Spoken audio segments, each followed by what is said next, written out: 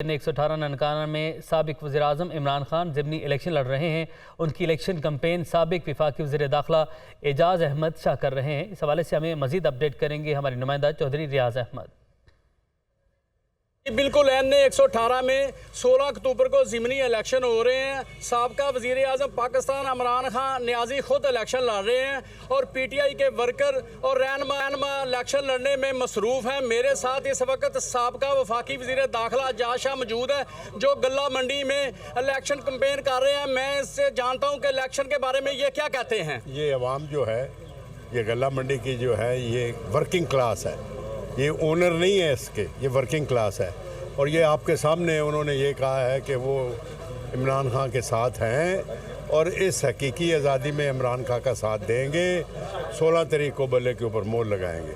16 की शाम जब आप रिज़ल्ट देखेंगे तो मैं आपको प्रेडिक्ट कर रहा हूँ आज कि इमरान खान साहब की लीड सारे जो इकट्ठे हो गए हैं उनके ख़िलाफ़ 50,000 की लीड होगी इंशाल्लाह। हम इतवार वाले दिन रात को 11 साढ़े 11 बजे जश्न मनाएंगे आतिशबाजी का। जी आपने सुना है साबका वज़ीर दाखिला का कहना है कि हम 50,000 की लीड से जीतेंगे और बल्ले पर मोहरें लगाएं। जी